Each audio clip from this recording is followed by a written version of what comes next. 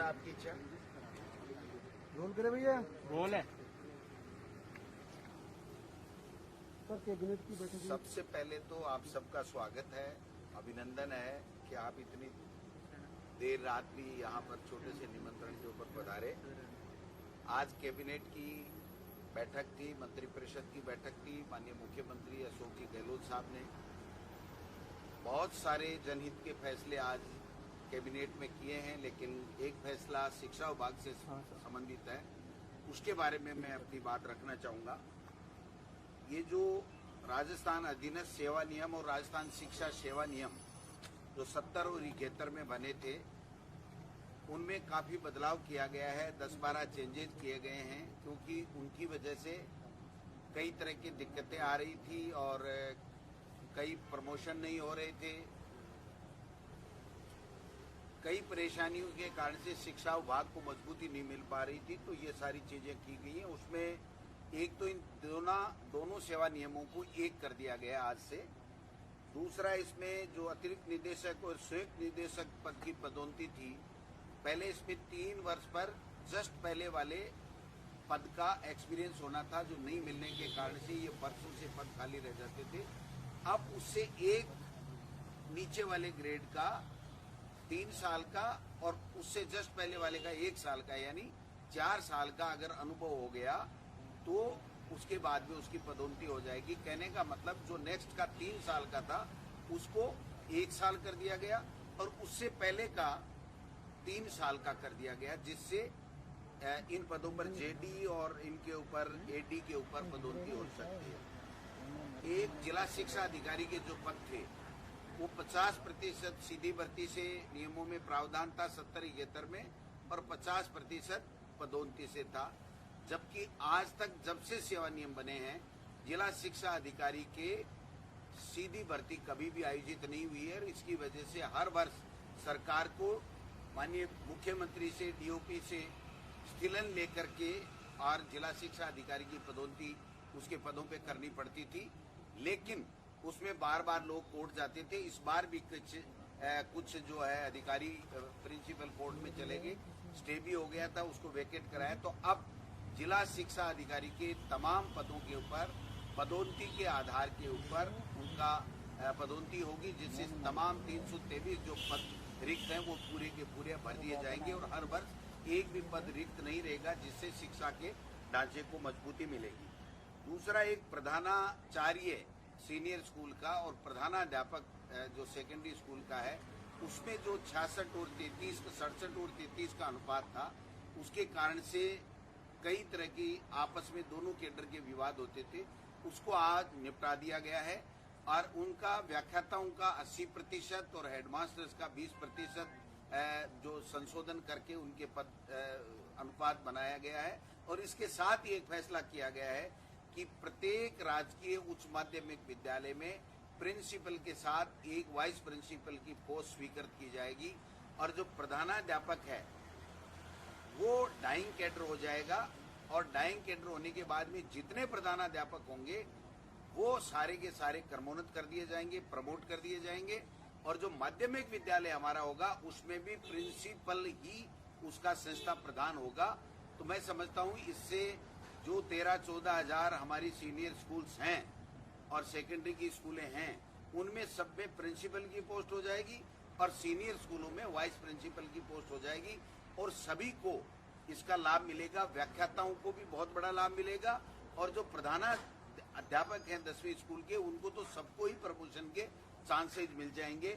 और dying cadre होने के कारण से फिर हमेशा हमेशा के लिए एक चैनल हो जाएगा कि जो भी सेकंड ग्रेड से आएगा वो व्याख्याता बनेगा, व्याख्याता बन के फिर वाइस प्रिंसिपल बनेगा और वाइस प्रिंसिपल बन के फिर प्रिंसिपल बनेगा।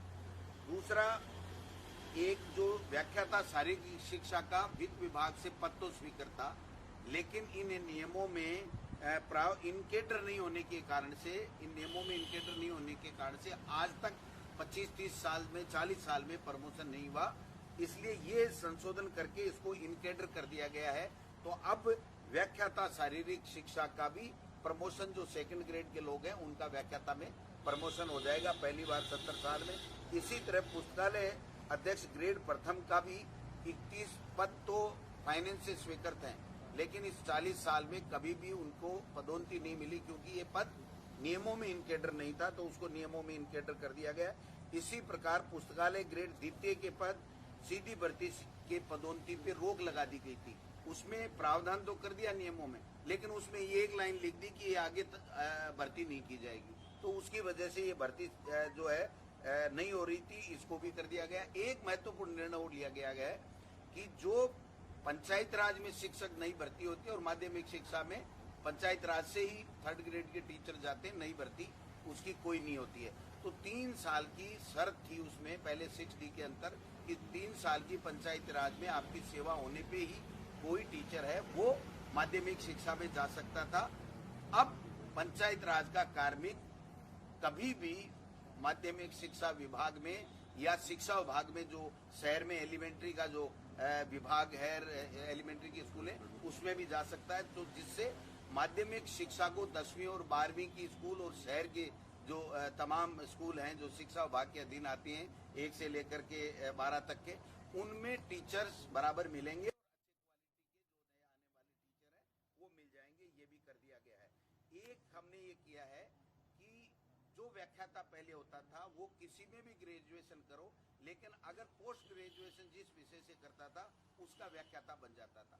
फॉर एग्जाम्पल, अगर उसने BSc किया है, साइंस से वो पढ़ा है ग्रेजुएशन, और उसने अगर भूगोल, अंग्रेजी या इतिहास से 2 साल PG करके और वो व्याख्याता भूगोल या इतिहास का बन जाता था, जिससे वो क्वालिटी की एजुकेशन नहीं दे पाता था। अब हमने ये नियमों में संशोधन कर दिया है कि जो ग्रेजुएशन जिस विषय में करेगा उसी में PG करेगा, उसी को व्याख्याता बनाया जाएगा। एक जो प्रधानाध्यापक है 10वीं का, उसको ग्रेजुएशन के ही योग्यता की जरूरत थी, उसको पोस्ट ग्रेजुएशन की आवश्यकता नहीं थी। अब उसको जोड़ करके पोस्ट ग्रेजुएट कर दिया, क्योंकि वो एक महत्वपूर्ण पद है और अब आगे चल करके वो वाइस प्रिंसिपल बनेगा, प्रिंसिपल बनेगा। तो प्रिंसिपल के लिए तो था पोस्ट ग्रेजुएट और प्रधानाध्यापक के लिए था ग्रेजुएशन, तो उसको भी हमने ठीक कर दिया क्वालिटी एजुकेशन के लिए। एक प्रतियोगी परीक्षाओं से अगर कोई व्यक्ति अपने कैडर में OBC, SC, ST में अगर 1 नंबर भी ले लिया या माइनस मार्किंग भी हो गई या 5 नंबर भी 100 में से ले लिया, तो वो भी व्याख्याता बन जाता था या टीचर बन जाता था। तो इसको हमने ये कर दिया है कि न्यूनतम 40% उसको अंक लाने पड़ेंगे, और अगर सरकार जैसे स्थिलन देती आई है 5% का, वो स्थिलन देगी तो वो स्थिलन इन पे भी लागू होगा। लेकिन जो भी अब टीचर आएगा वो क्वालिटी का टीचर होगा, जिससे क्वालिटी एजुकेशन जो है वो बेहतर हो सकेगी। एक तो ये चीज होगी। अभी जो एक चीज हुई है कि जो इन कैडर डाइंग कैडर जो प्रधानाध्यापक का किया जाएगा और जो वाइस प्रिंसिपल के पद हमारी सीनियर स्कूलों में किए जाएंगे, इससे 13-14 हजार टीचर्स को एक तरीके से नई भर्ती के अवसर मिलेंगे, क्योंकि 10,000 तो आप समझ सकते हैं कि वाइस प्रिंसिपल के पद ही होंगे, तो उन व्याख्याताओं को और हेडमास्टरों को उनको प्रमोशन का लाभ मिलेगा।